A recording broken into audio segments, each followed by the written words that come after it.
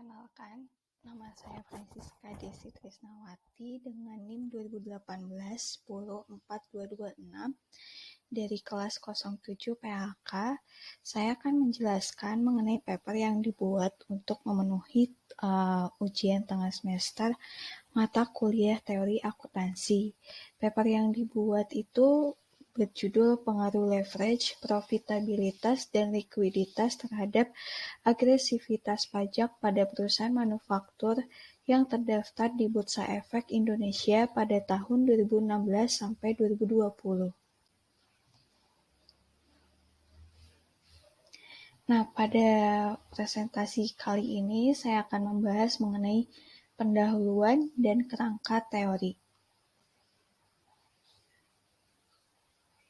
Oke, pada pendahuluan ini mengenai judul itu, saya akan mengangkat mengenai apa sih itu pajak menurut Undang-Undang Nomor 28 Tahun 2007, yaitu mengenai dasar dari pajak penerimaan negara Republik Indonesia.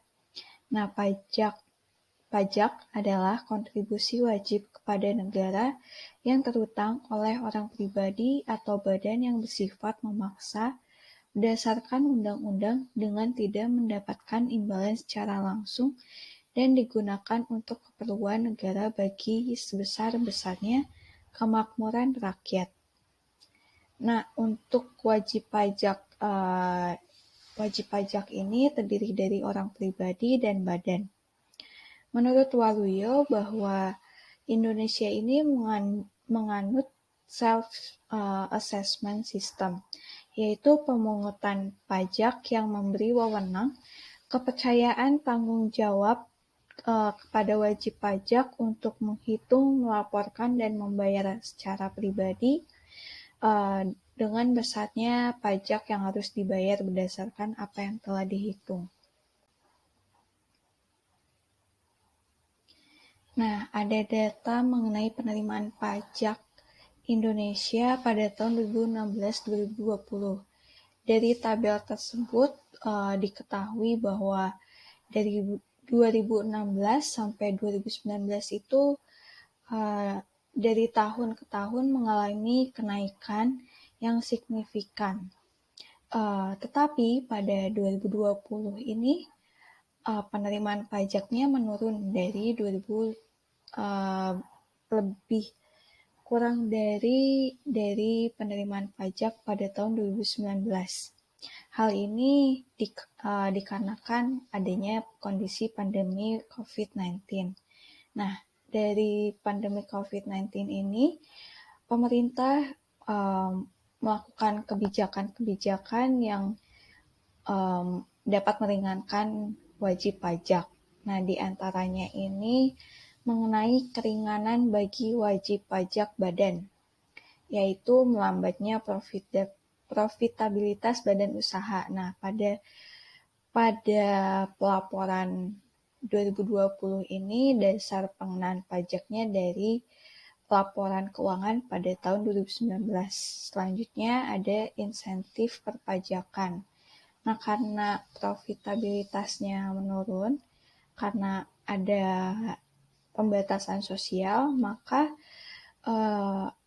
Kementerian Keuangan ini memberikan potongan angsuran sebesar 30% menjadi 50%. Yang ketiga ini adanya penurunan tarif PPh badan, yaitu untuk meringankan badan-badan yang ada di Indonesia, yaitu yang awalnya 25% menjadi 22%. Selanjutnya, karena adanya pembatasan sosial, jadi menurunnya konsumsi dalam negeri, sehingga PPN berpengaruh kepada PPN dalam negeri dan PPN impor, karena untuk impor pun dibatasikan. Jadi, sehingga penerimaan pajaknya juga berkurang. Selanjutnya itu bisa juga dari faktor lain. Ini menurut opini saya adanya agresivitas pajak. Agresivitas pajak ini merupakan penghindaran pajak yang dilakukan oleh si perusahaan.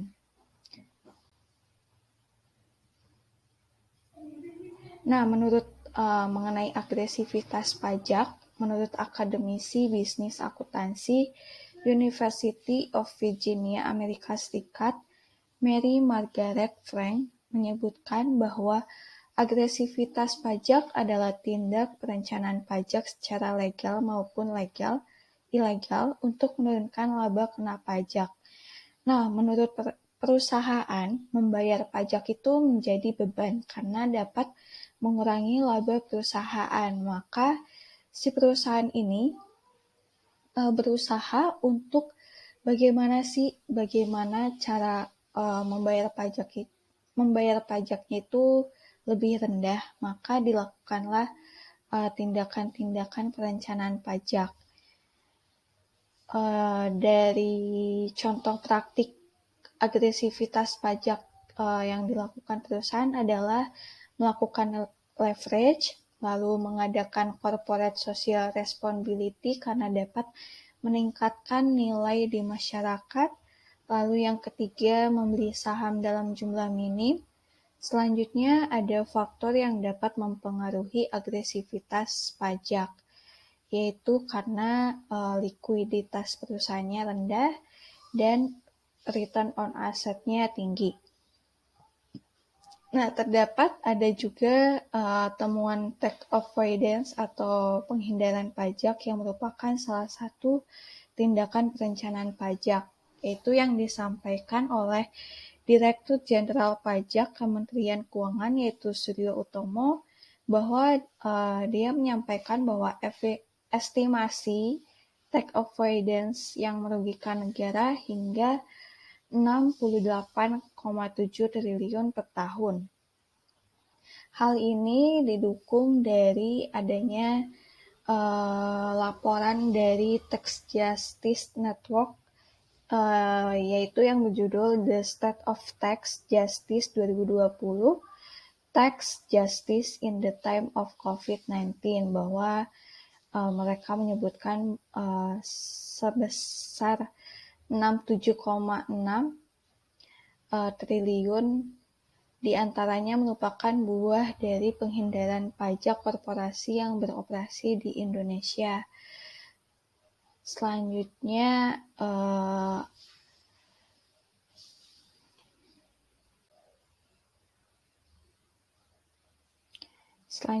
ada kerangka teori. Nah, dari judul ini saya menggunakan teori agensi.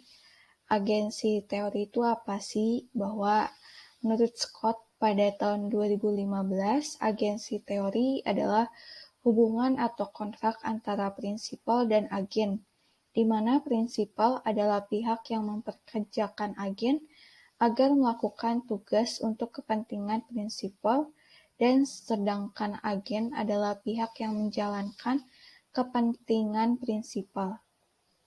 Nah, dari hal ini bahwa antara si agen dan prinsipal ini mempunyai kepentingan masing-masing, maka mereka melakukan kegiatan yang untuk kepentingan sendiri untuk mencapai tujuannya. Nah, dari hal tersebut dapat menimbulkan konflik kepentingan antara agen dan prinsipal. Menurut Eisenhardt pada tahun 1989, teori keagenan ini dilandasi oleh 3 asumsi, yaitu asumsi tentang sifat manusia, bahwa sifat manusia ini memiliki sifat untuk mementingkan diri sendiri, memiliki keterbatasan rasionalitas mengenai keadaannya kayak gimana, dan tidak menyukai resiko. Selanjutnya ada asumsi tentang keorganisasian, bahwa asumsi keorganisasian ini adanya konflik antar organisasi karena adanya perbedaan kepentingan, jadi terjadilah konflik. Selanjutnya ada asumsi tentang informasi, bahwa asumsi ini mengenai informasi dipandang sebagai barang komoditi yang diperjualbelikan. Baik, sekian presentasi yang saya dapat sampaikan, kurang lebihnya mohon maaf. Terima kasih.